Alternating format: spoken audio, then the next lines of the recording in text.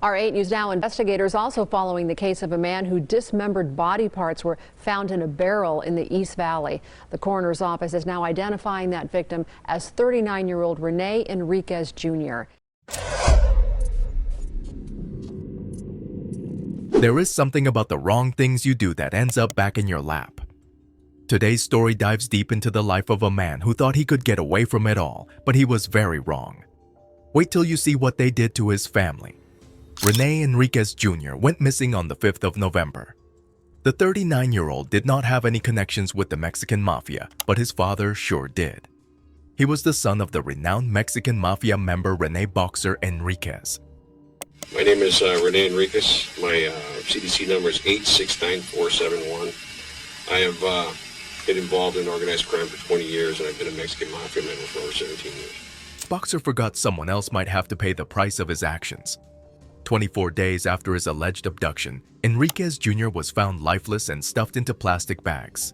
Already allegedly shot and killed 39-year-old Rene Enriquez Jr. His body later found in this barrel. Was it justified? Watch along to find out the grisly details of Boxer's son's undoing. Soon after the human remains were found, the news spread out quickly. Rene Enriquez Jr. was a resident of Las Vegas, and it was in that very city that he was found. 2 prime suspects came up, Ryan Bentley and Angelica Hudson. Police have arrested a second suspect in connection with human remains found in a barrel in late November. 30-year-old Angelica Hudson was arrested yesterday on a murder charge. 43-year-old Ryan Bentley was arrested in connection with the same crime last month. The remains were found on November 29th in the area of Palm Street and Quail Avenue. But it was speculated that there were 2 more people with Enriquez Jr. that day. Ryan was Enriquez's friend and had lured him into a house where Angelica and her 2 other accomplices gave him a choice over how he wanted them to take his life. The 2 choices were, number 1, that he could overdose on fentanyl and leave the world quietly, or number 2, he could be shot by Ryan himself. Enriquez chose the fentanyl overdose, but fate had a different plan. Upon taking the life-threatening drug, Enriquez somehow passed out but came back to life. He was unaffected by the overdose, and that is when Ryan took the matter into his own hands and shot him. His body was put into plastic bags. This is where the case started to get all muddled up. You see, many of Enriquez's friends believed that he was a snitch and was informing the police about several different people in his friend group. Strange enough, when the Las Vegas Metro Police Department was consulted, they clarified that Enriquez had no connection whatsoever with the police. Could this just have been a rumor? A rumor so strong it cost a man his life. The police got the answer they wanted. This was a big misunderstanding and the case was closed, but that wasn't all of it. You see, Enriquez was not just a drug dealer in the Las Vegas area. He had a rich backstory, one that would really explain what happened to him. Rene Enriquez Jr. was the son of Boxer Rene Enriquez Sr., one of the greatest members of the Mexican Mafia a man involved in more than 3 decades of organized crime, and let's just say he didn't hesitate much before taking a life. In our society, the more people we kill, we advance. The more things we do for the Mexican Mafia, we advance. We gain our social status. We become recognized in the organization. Boxer's time at Laim was grand, but he didn't get there in one day. It was a tactful way up to the high ranks. Enriquez Jr. might have met his fate because of something his father did back in the Pelican Bay Prison. You see, Benny Peters, a fellow inmate of Boxer and Boxer himself, had been assigned with the great task of getting rid of Salvador Monbuenrostro. This man, Buenrostro, was once the shining star of Laim. The Mexican Mafia was born in the most violent prisons in California. We made a career out of being criminals. And we aspired to be the worst that we could be. Its members are cold-blooded killers, and when you're in for life. Who they now wanted to get rid of, so Benny Peters and Boxer were given the golden task of hunting him down and getting rid of him. It was particularly difficult to do since Pelican Bay is one of the most high-security prisons in the United States. Today, the squad will perform a shakedown inside the most secure housing unit in the SHU.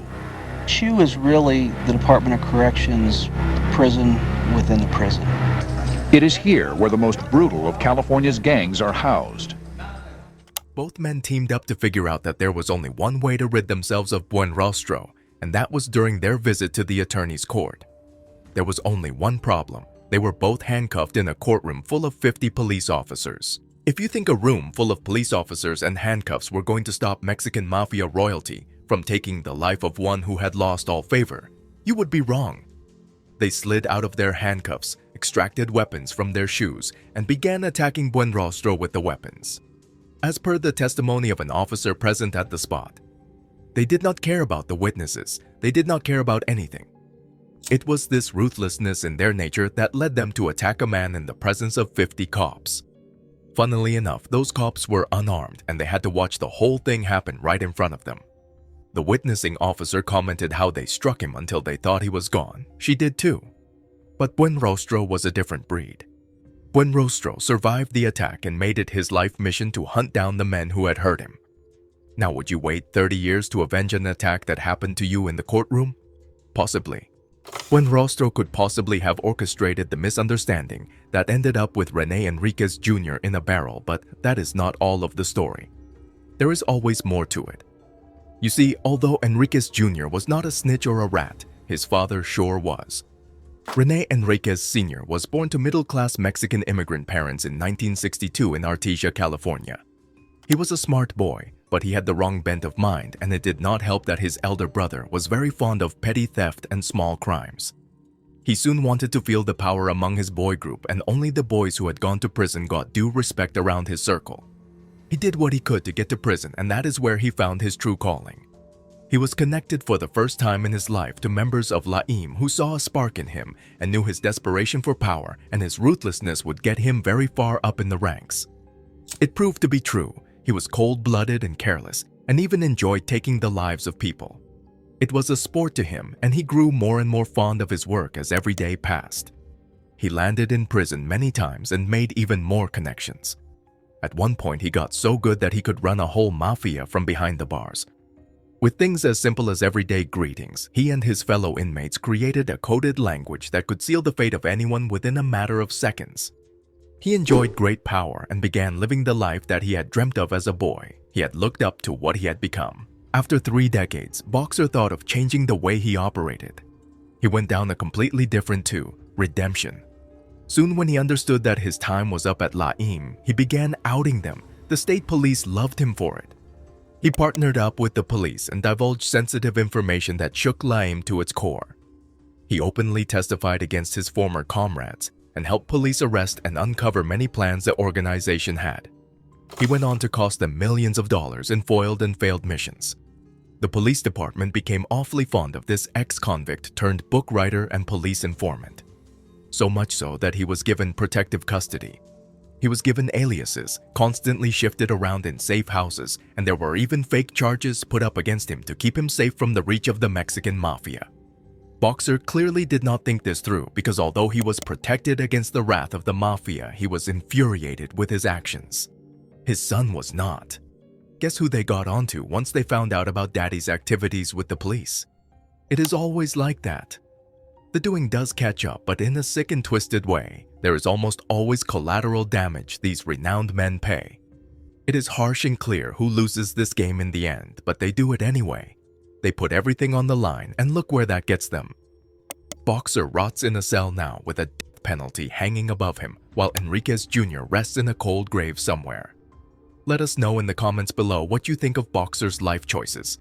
Was it really any of Rene Enriquez Jr.'s fault? Did he deserve the end that he got? For more thrilling content ahead, subscribe to Crime Central.